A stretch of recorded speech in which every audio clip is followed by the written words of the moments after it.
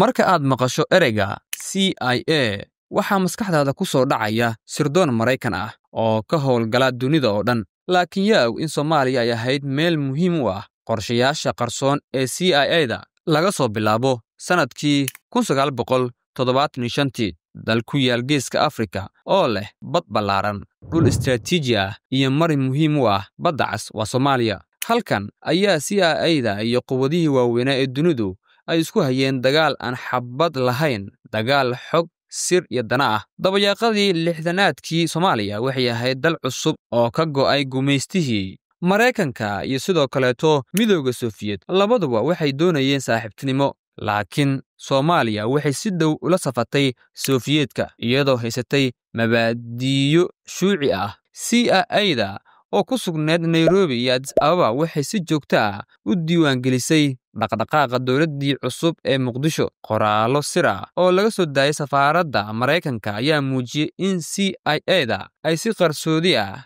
u qiimeynaysay madaxda Soomaaliyeed, iyagoo mid walba lagu calaamadeeyey la shaqayn karo ama halis ah. Sanadkii 1969 Afgembi ayaa dhacay, taladana waxaa qabsaday Generaal Maxamed Siyaad Barre. Siyaad wuxuu ku dhawaaqay in Soomaaliya ay raacayso nidaamka hantiwadaagga cilmiyeed, taasoo sii xoojisay xiriirka Sofiyeeti. CIA-da waxay u aragtay arrintan khatar weyn oo ku timid istiraatiijiyadooda Bariga Afrika. Dhowr sano kadib markii uu qarxay dagaalka u dhexeeya Soomaaliya iyo Itoobiya ee ogaadeen ciyaarta sirdoonku way isbedeshay. Sofiyeedkii ayaa taageeray Itoobiya halka Maraykanka uu go'aansaday inuu fursad ka raadsado Soomaaliya. Sanadkii 1978 CIA-da waxay si hoose u furtay xarun observation ah gudaha Muqdisho. Waxa ay la shaqaynayeen saraakiil Soomaali ah oo ku sugnaa garoonka Aadan Cadde iyo xafiisyada sirdoonka. Ujeeddada ugu weyn ee CIA-da ma ahayn oo keliya inay hesho macluumaad ku saabsan Sofiyeedka, waxay doonayeen inay fahmaan sida Soomaaliya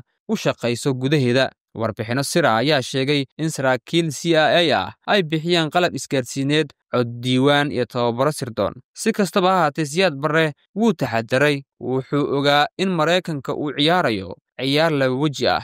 Dhammaadkii siddeetanaadkii, xiriirka CIA iyo dowladda Soomaaliya wuu yaraaday, waxaana bilaabmay shaki iyo cabsi labada dhinac ah. Sanadkii 1991 dowladdii Maxamed Siyaad Barre waa dhacday.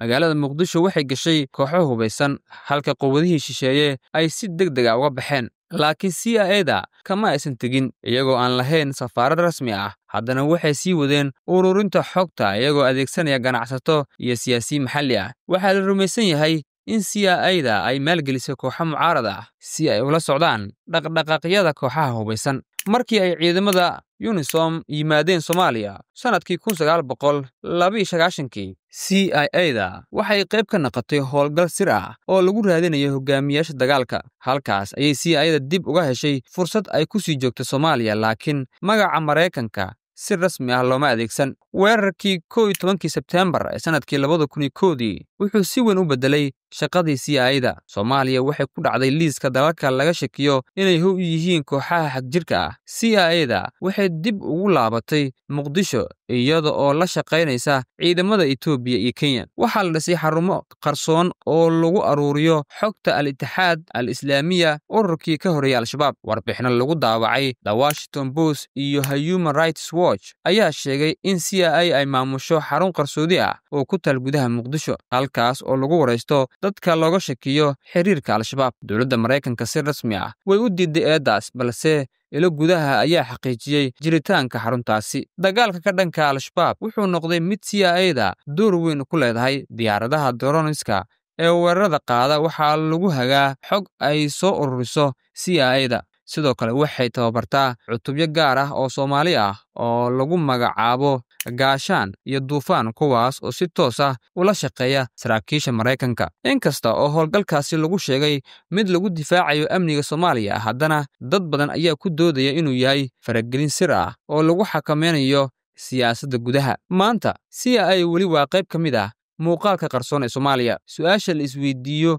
waa: Soomaaliya ma leedahay madax bannaani sirdoon? Yaa gacanta ku haya xogaha ugu muhiimsan ee amniga? Halkee ayuu ku dhammaanayaa dagaalka qarsoon ee CIA-da iyo Soomaaliya? Taariikhda CIA iyo Soomaaliya waa mid dheer, qarsoon oo weli aan si buuxda loo fahmin. Waxaa jira heshiisyo qarsoon, kooxo maxalli ah oo la shaqeeya iyo dana shisheeye oo weli saameyn ku leh siyaasadda dalka. Waxaa laga yaabaa in xogta dhabta ah aan la ogaan ilaa 10 sano oo kale, laakiin hal xaqiiqo ayaa jirta. Soomaaliya weli waa meel muhiim u ah ciyaarta sirdoonka dunida.